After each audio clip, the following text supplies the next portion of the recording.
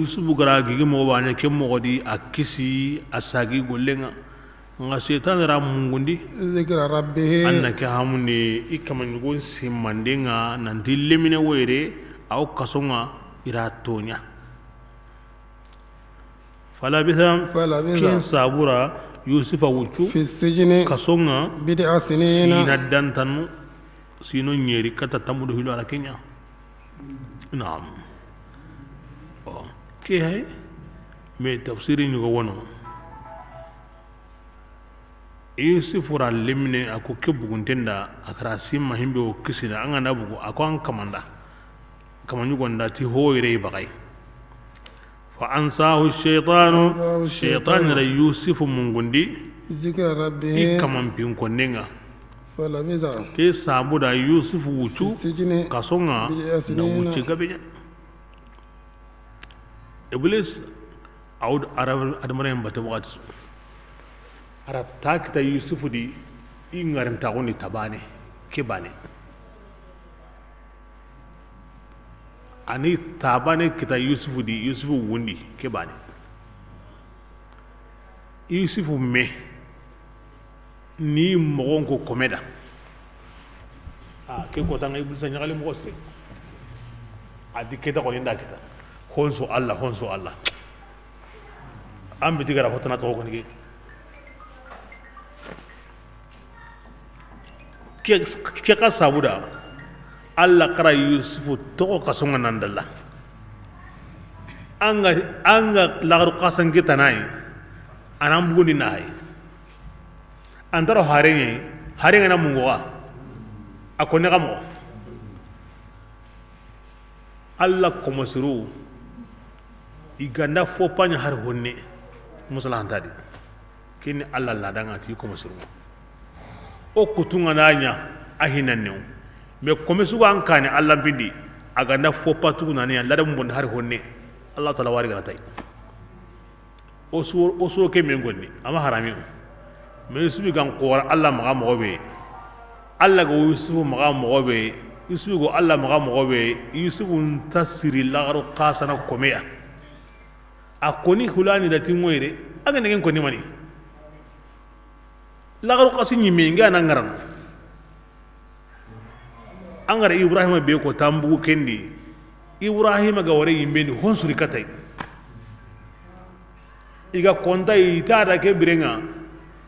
anyi min allah nyaga ati inta nyaga na ilmuhu bi hali yughni an su'ali na nyaga na mani ay min ta tu ngoyre wa aga wi mo gonto bane inta nyaga har bane ilmuhu bi hali yughni an su'ali anke ngandu ko niti kenya anke ngotu ni ti ta ko nyol tange ngoyre anam bugondi nampay hakada kambale ku osro ku o wa ko ni har bande o ma hobure menya nga babu be gono ti allah batanu posre kin allah tindo ye mungo librenga o kimme yusuf nal kharabin yusuf allah ko motindoye ku menunda ya henida ke sabra allah ra pini na dalani kasunga make wuce lati ga wunyana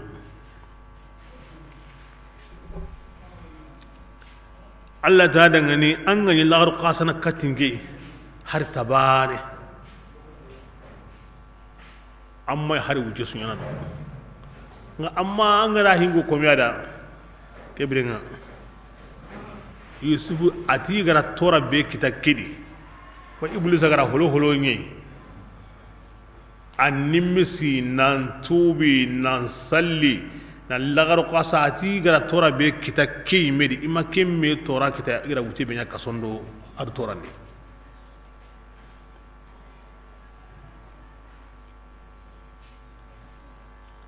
mais ala kulli hal allah gana hohonya iko masrunga na haro mo tana wo gemme aw kuma na hutana ya mo gon surunda dati ka hanai isu na mundu hankama maga hankama nan buga sera nanti sire ni wono ibagay na ro kasunga dos kasoranta kasbate kendo hankama nyimella hin kinye hoywe nyana makite jamanandi bu anna la ya gambu gondi atu inda bana de abu mo ka doron ta wonnan khora nan da ni ga himbe la muri lahim kin hoywe to anan makte jamanin di nyanan makte ke mi daga bugu annal likem pi koni annal liken ya gaboni kiyani kallan ka hunga mosri dinan tam mobe anyi gara kella muruya ke sabura Allah ra to ka songa agara himbe kita kasoke agara himbe tuno agara sege be nyano agara qore be nyano agara gurgunta ko be nyano agani baka hani amay kun kitana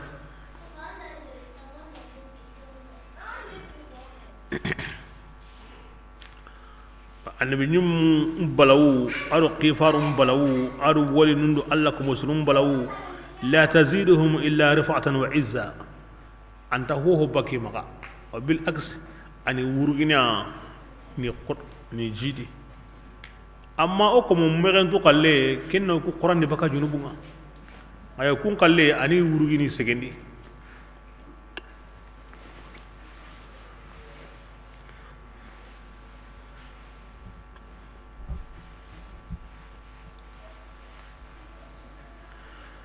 subhanallah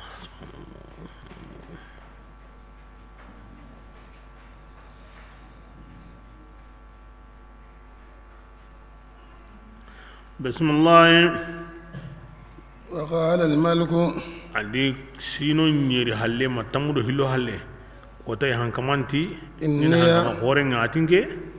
أرى سبع ngarindi بقرات nanu nyeriya سمان ikatikatenni يأكلهن nanu سبع ko aywa nanu nyeri wo iyana عجاف kun kantikantenni وسبع nda سنبلات jogoru nyeri tanawari خضر kallenni وأخرى ado nyeru tana يابسات kun kantikantenni kumbeleki kuya ni suka honten palaki يا أيها الملأ ya jama'ur binde أفتوني kebirenga karen kibare في رؤياي awati ngurungu ke kibarenga إن كنتم agandani تعبرون faccarindanu للرؤيا urungu indangani karin kibari ken kanude قالوا ita dangani أدواث أحلام keni urungu nyamintenye وما ko نحن kuma ya faccarindanu ya tuwanu iti urungu nyamintenga de وقال الذي idalla kini urungu nyamintenye o kunta ken faccaritu ho kalle ho kante ho kawante ho kate yemmenti نجا kinga kisi منهما awa soroku hillidi gilli waddakara waddakara baska simme بعد wuce أمة halle bai wuce nya hankamando kuyu wuru konnan ngumeya ima kata mogo nyana himbe go hankaman da kun karindi ne agawa haka ji gume ke simme na simme wuce late halle o ku domi o du kuindi ni kasonga yugo be gara khibaren koda agara ko mo wanya kundu ngade wa hara ni gati me ngida hankaman simandi khibaren mungu adalla aga simme bane a kusa gati hankamanda ana atinke ona biyo ko ngi warna ga khibare ti kuyum facaringa فأرسلوني ga qarin qiya da nyi mehde ngosre yugo no kutu qarin qiyara angana du ngi ko ni la wala nam bunan diga ken khinde ya nga ndari ndawre worni bismillah يوسف abugo adiga kasun kumbenga ati yusuf أيها الصديق tungunta nyangeke أفتنا akel la yusuf killigeya basa gora kuna kena mo wanya ke mo di mubalaghatun fi sidq tungu so kampan kamundi langa gariri anno yumara wasa في سبع بقرات nanu nyeri kitedi سمان ikati katinyani يأكلهن nanu سبع nyeri wo kunyigana عجاف ikanti kantanyani وسبع aro سنبلات jogoru nyeri خضر qallinni وأخرى aro nyeru tana يابسات ikanti kantani لعلي ikbaren ko awo sininke أرجع ngo sagene الناس kata hankamando jamanga windu ko لعلهم awo sini o kunga ya'lamuna ina kuyum facarintu akinda malenga to anke ngato akinda yokumani ndugu ngara akira bismillah قال yusuf ja adangani تزرعون aga wo sogono 7 سنين sino nyeri دأبا wakati su mutabaa nanti khagon nige kunay nige ay sino ku nyeri koni ka sogota angana ho so a wosrono angana sogo wakati su a wosrono angana sogo ndoko su a wosrono ken dabaniya ke wosrono ke munyedi angana no kusu ken ta sogo ne sisa angana sogo wakati su khagon biti sisa ka sogota sino ku nyeri karasu sogo daban bismillah وما حصدتم هم بي أغنى كم پتا قراتو إجوغرينغا كينغو وكيني قراري كغين توغو مينا توغي جوغري قمغا سكتو هو يوالي نيا هنچه ngو بونو أراندا كموني إلا قليلا مهوتوغنا آني قرقين وكتو هم بي آغو كبي يغانا يغانا كين هو يا قرقين دي جوغرين توغو مي ako tanganda kinye kunche ke unyana hajunga kage kiro qorombe ke khana dabanu ngai gana kempale ko ta worni har dabanu bram dagtene aykum bismillah thumma yati sab'un ati kempalle sino nyeri sire kenda dangi sino nyeri go worni min ba'd dhalika ho sire ke halle shidadun ken kote ni de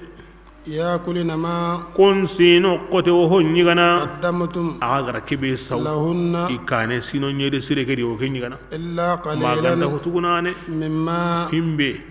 ago ken sawni wa sunni mana ma honne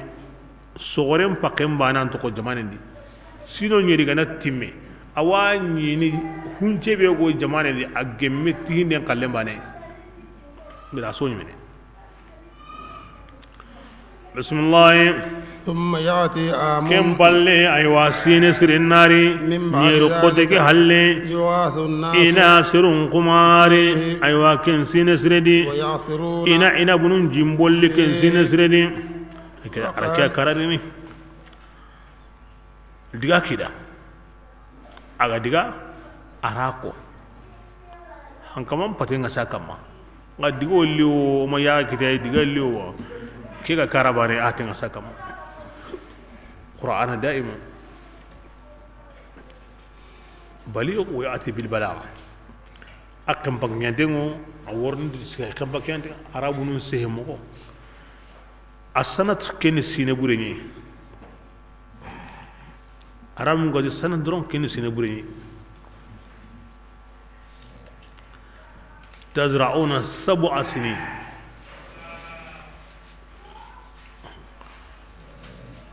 كم بالله أكيد سيدا ثم يأتي من بعد ذلك عام إن سين سرين كوني ويت عام كم منين يدو القرآن دي سين بري عرب نقول السنة سين سري وين كنا عام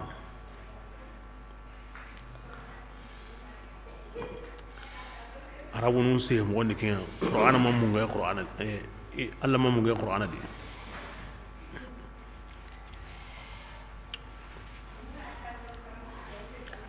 إنه كبار 1000 سنة إلا 50 عام أراوجي نكسو يسينا قتندي ما غانتا تانكرا على كم بانا يلاغيان دي قرآن كم كوني تنيروا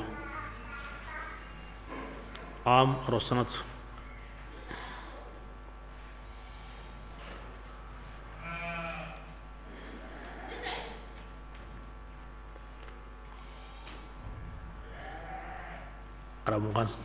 aramu kanne kunnana aramu kanne ammeske mesken gaben de ya zawuna anga sahandi bane aywa andam andu sukoy to wanu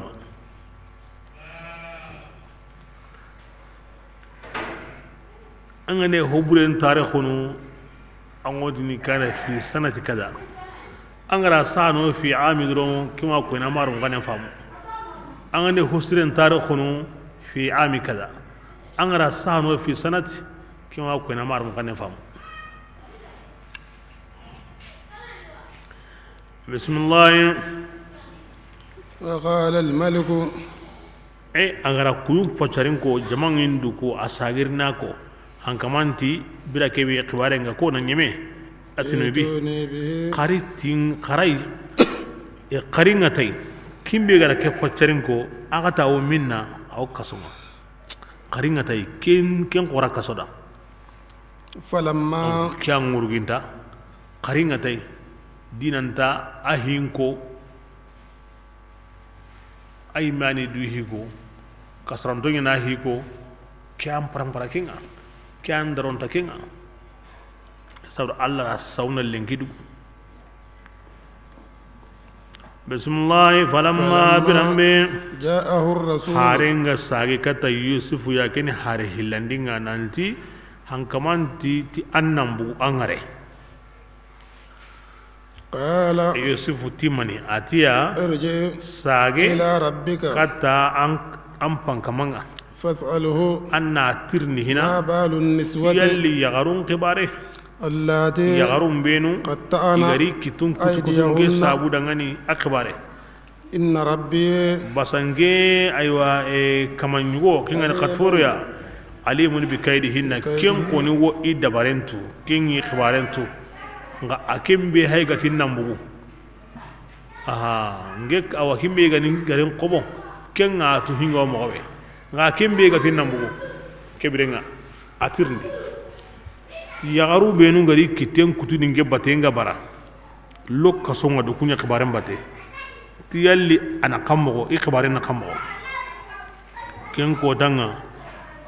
iri jate i kutu benu ga wono hondi soro nyeri hondi soro kapi ken palle tan na gatoro ho yagare anyi e sukara i kutu be ga to wonu ta to soro nyeri hondi soro kapi hankamandi ikiri ni kama meya bismillah قال hankamandi dangani ما خطبكم manni an kum pincaninga birambe راوتن agara يوسف yusufa عن mundu نفسه idu maga basa aga sukire aga sura mundu anya kammo akotanga adunge wa ma bara karatungoni bismillah قلنا yagaru kusut hasha lillah sinnahu alla dangani ما من سوء amanya gilli jene do jambasu علمنا o gara kentu عليه yusufu ide harabane on tatu o matu ko tabane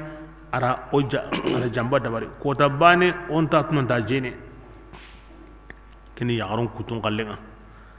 halat imra'atul aziz امرأة العزيز a kebi gani hankaman ya kenga zulekha kendi kanne to ألانا si sanuku yani حقق الحق tumun bange أنا nge koni راودته ngera mundu عن idu نفسه magandini وإنه annatu yusufu la min لمن as-sadiqin الصادقين tungdingande lendu mi ngara himbe ko sehilla gar kinye doro kinga nei aga bogado halle ya garen gara yugonni tungundeya ay mehega qire tay tungon ki kene nga tungdingani kibran akhura bismillah ذلك kibran allah ji yusufu tin ndanke bari ya munduye ليعلم awre nyene harsa qatfuru natu أني nan dinge yusufu لم أخنه mi jamba de بالغيب bira bi aga mayno de ana kentu وأن agodo الله yagarunye meti manya lendu ben seheti manya nga harsa yugo aw sikana ho gabedi iya kembange kebire nga yagarun pay gara ko ke timmanya ana tu nanti ikane i jondi halesu madu mi jambana bismillah wa anna allah anatu nanda allah taala لا يهدي كيد الخائنين أنت جنبانتو جينانو إهيري أنت سرندني نبلا كرا هيدي غبي كتودي إلى جنبا غبي نيادي وكسو دانغي حالي أسنيا مني أنيا فونغ أهو مسرو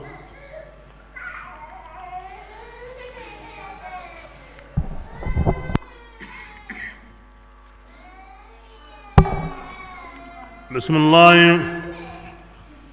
ما أبرئ نفسي honati koni yusuf koni akangani du barinde akoy higanta huguriyana alla ati ay kempe ngemma nyanga windu barinde ni إن النفس basan nyonkin noninga أمارة ya marindara nyangi بالسوء ti hugurenga nyonkin nyime adda warin tengo tan hugurenya wali kamankane illa ma ganda yemmembe رحم nge ربي kamangara kempina na kentanga إن nge ربي kama غفور ayani qafarananga رحيم yani hinnana ba nyonki ngondi tagantenna lungu nyada kutay nyada iblisa sago nyada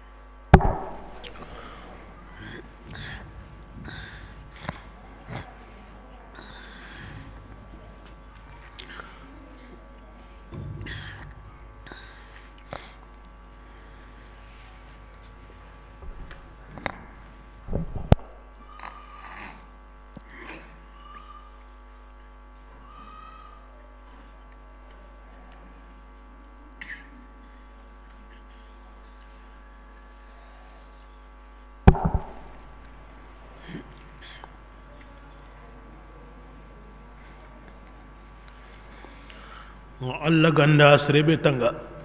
kinyan kimbana otangene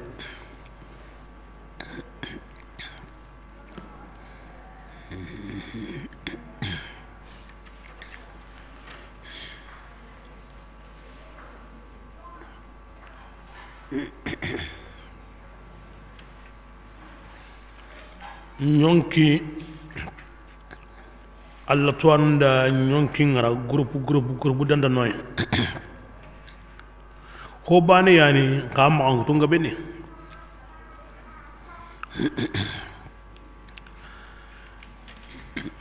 al amara bisu keni degre bure nga kenyen nyonki be gawi kaman qillita kati lumumba ne ya wanda qriqa awa dabarni ahamin tadi kahirin do kutaru nyanyon kimo odi ali amara bisu'i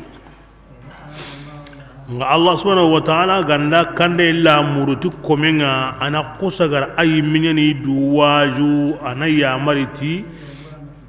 idu ya mariyenga ana hateti du hatayenga inati kinni tandonga hananga wodni kenda tinyon ki jaraginda ana basa wiji du jaragini hobure be gandanya awi du jaragini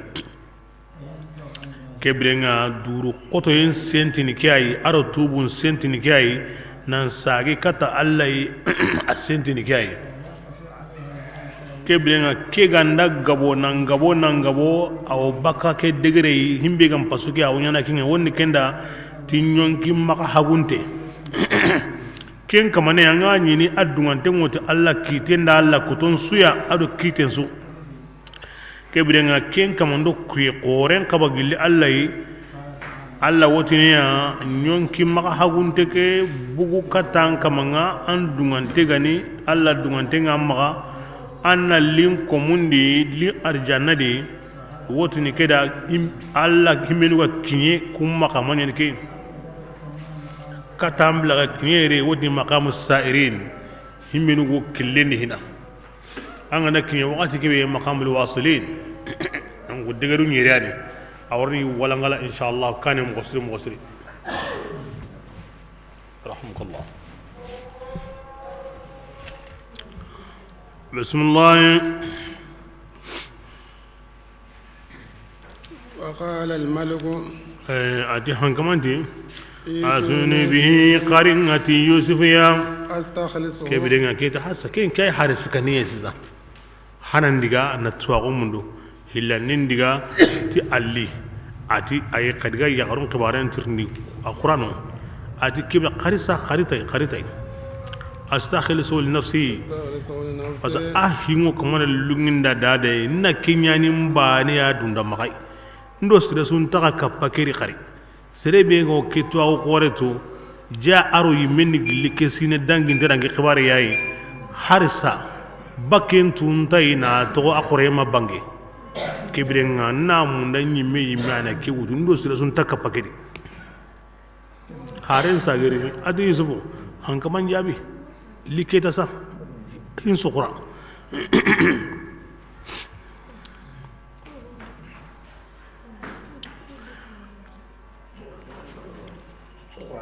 ari mogon surondi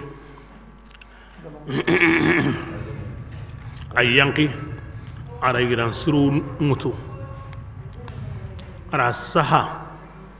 kasol laqenga kinda ya ara duwaw nyai dangani Allah ngi wa nyagana annas wa sere surun sondo mum pinnandi kasontonga Allah nga nyagana anna ma khibare mu gondi kasontonga sura ngi duwaw jabintendi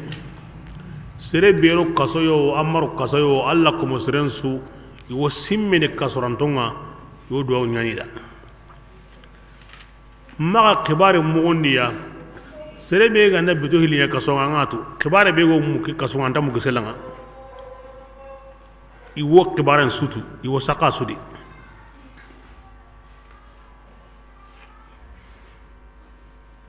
ara sa halak nga bunde ati yere anga ndari kasonga ni anga kinye slana ngutuni ira to ni ngarin ton qabru konnu soyini serenga anga ndari yere na kanando kanambalintu atuyini anga ndari yere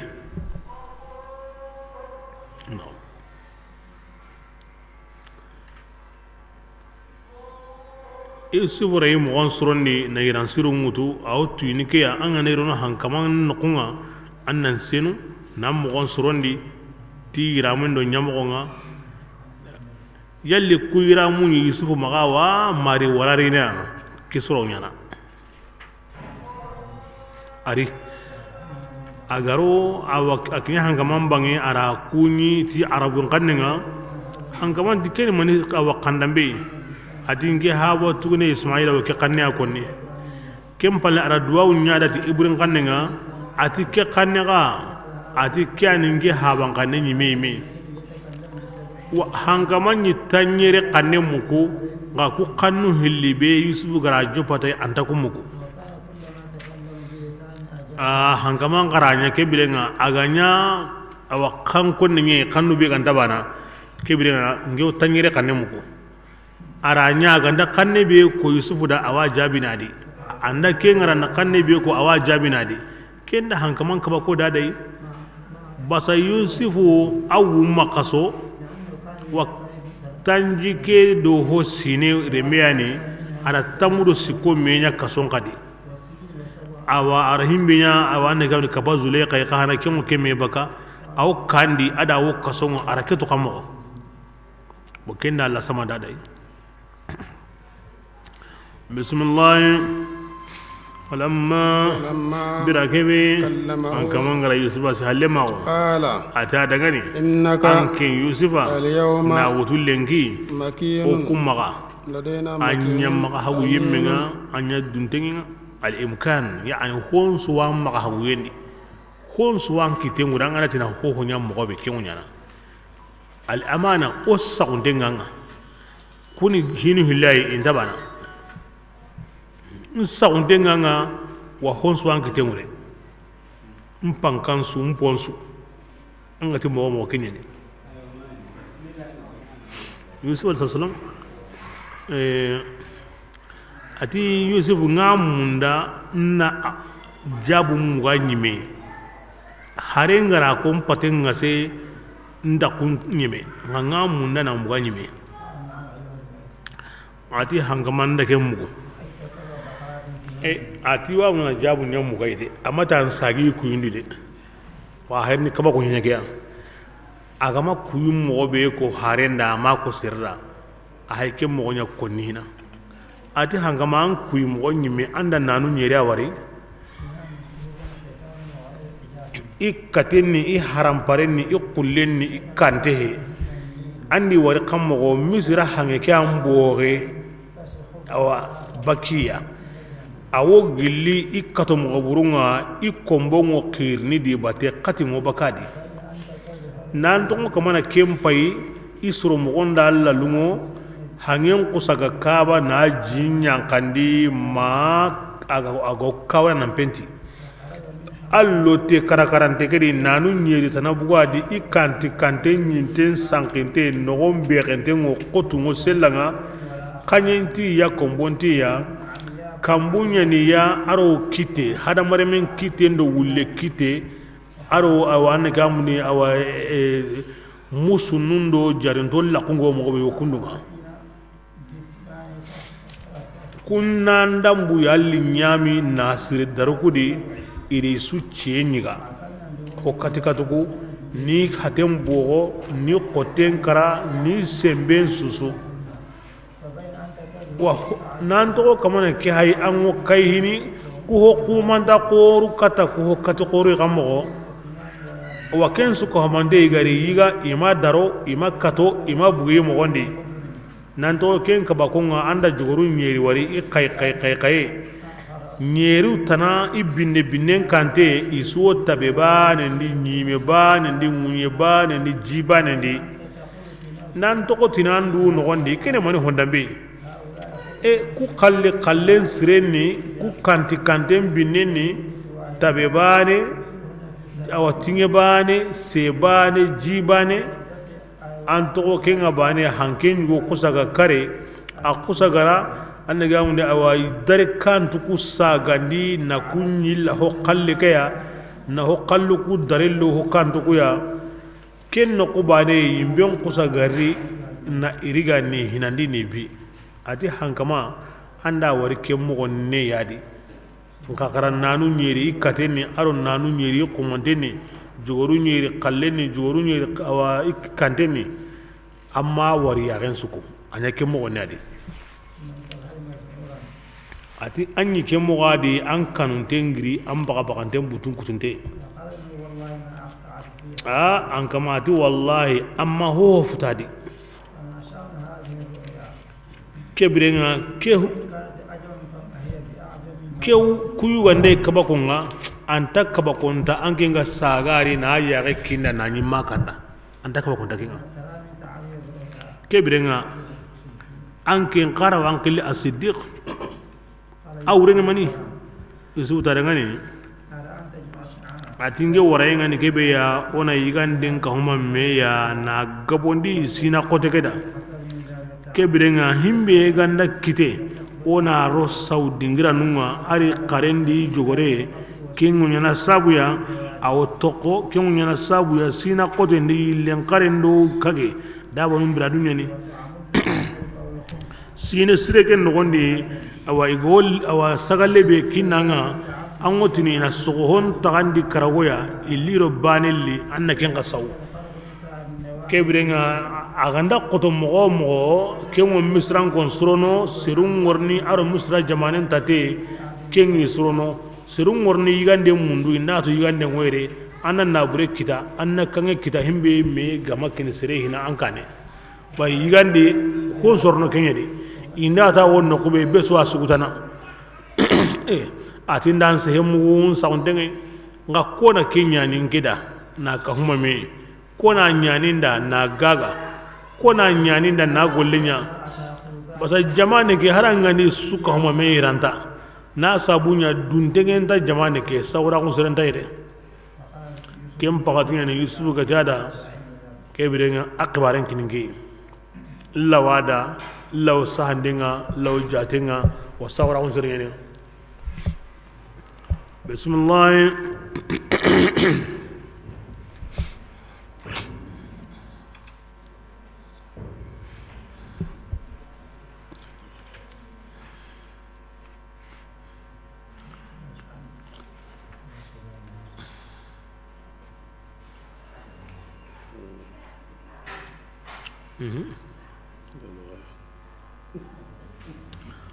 اجعلني على خير العرض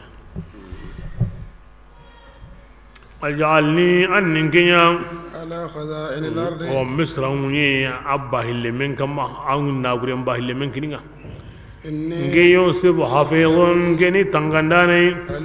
إني توانا لوا تنغنا لوا جاتني لوا سهندنا كبرنا سريني دوكو كنا كمو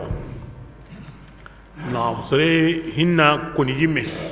anga dandu ko wason sabura aro kawa dunga on sabura ken kabantenni mi alla gara nema be nyanda nandu ko kenda kempti basiya ado ka anda wajibi an kamma comme yusuf kalleke kempiti basiya fa halaki nyallini besu ka ngondenga ara mo onko hin kamanen serenti maga himbe garawo ke golle dabarni a wajibi ndengena kamma aken garawo ana ko nantirawo wakati yusuf bane de sirawo sire an garawo himbe ya an ga mako aga wo bonno a wajibi ndenan kamma annako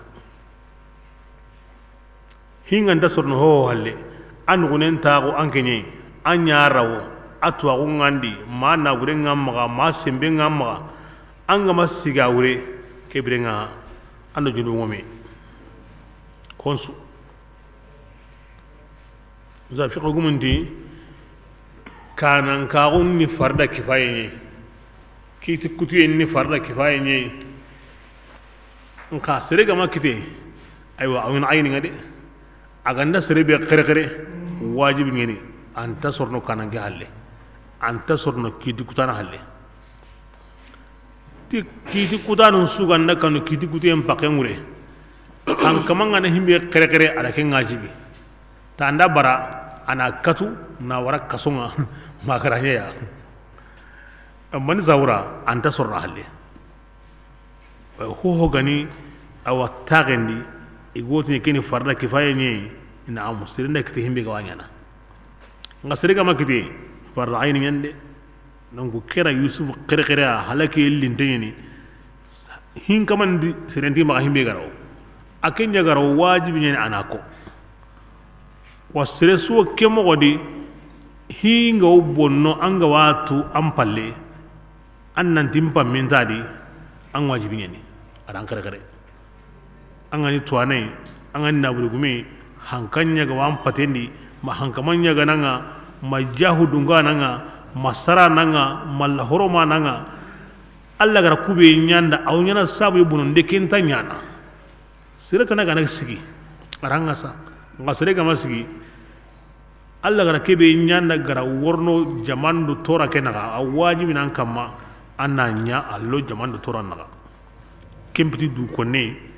kempiti du ko ntago kempiti kawa du ko angaji bena ananya bismillah وكذلك أتكم غياني مكنا أكم أحقني يوسف دغني مصر دبندي يتبوأ كنا أجمعنا دي كتا hana abugu komagondo gerendi nambugu badia nga kini maka hagu ya hana nga ken koni kenga ni lungebe tora nyadi yusuf wodo alla batte nga kanno gondi hankamanya garen kawdo yusuf batte ina rakuta inde ari lagari maniya na tora kore mutu ku sabra na kore ngutina mobe wo kimma hagu ya hillandi halle ho ma warke halle maganta khairin bani yusufu hi kabago gore na jopi amma da akhinun yondi hinu hilli kura kanu kura konino nalli hankaman kara kanu yinyana haju bondi do kunda kanu ma wona haju bondenga na kasongutu to yusufu hi ho gara kita asuna kanu ya akuba kanu nyansigi agra nu gara ke mo dabari agari awa hankama hanan kana kara zuleka kanu nyansigi agara ke qoto kita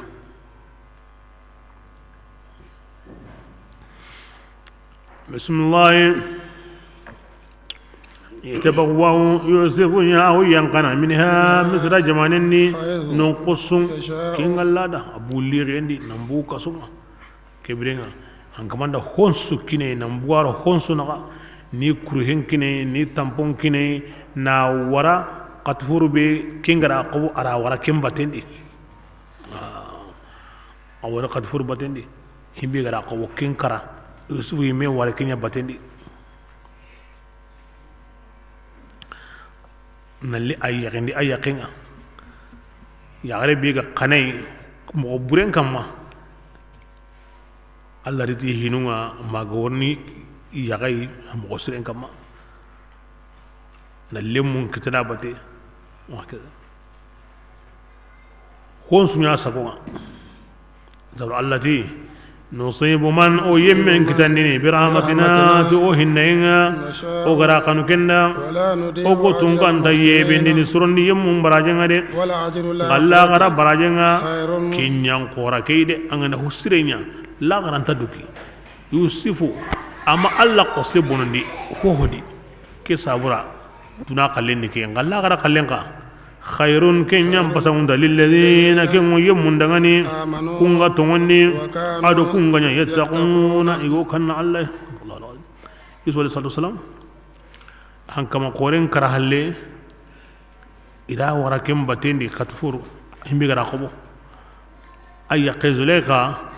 anyiga hinki nabure nyeme sara nyeme giya nyeme aw nyagandidi yusufu ko yesu awo dangini annaga mundi adi jama adda aro himbinu go dangini yime awa kini mo kamo gunu sere baka gilli awari jamana sere qorunga ko ta yidi zulaykha angana siki akane ko ta yugoyi nandu mo onko aworni khair nyanda de ke ko ta zulaykha aywa yusufu hay jamandi aywa zulaykha sigi ara agangundi ati senna umo kamane be gara tunkanyugunya komuya ti alla kutayenga senna umo kamane be gara komunya tunkanu ngati awa ati alla batiyenga subhanallah yani allah subhanahu wa ta'ala angana todo allah halle angana logo mo ma wangurgini angana bugudo allah halle angana kallanka ko mo awanyankandini man tawada alillah rafa'ahu yusuburamu ati ko kanengi irari aratu ahinelari mawunu kebrenga ara khiri yalli iwa yagini idunge ira mo onsurondi ira halakatai yusufu agri ara allah nyaga asalli na allah nyaga ya gare kewda halle ara allah nyaga na allah nyaga allah na ahon nan ka gun sagai na haram paroyin sagai na yagen sagai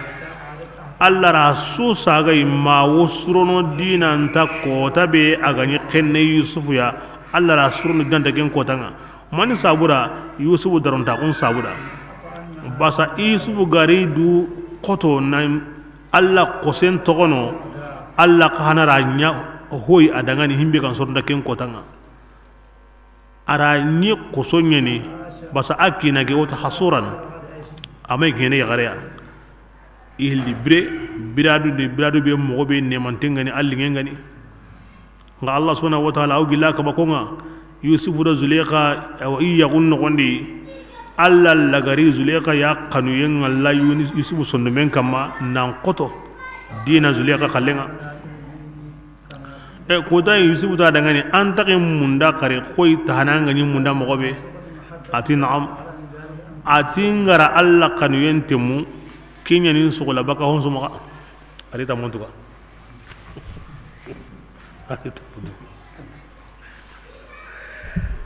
subhanallah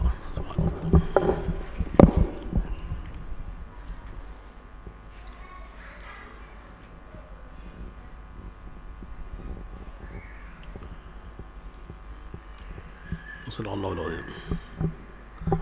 بلغ رسول الكريم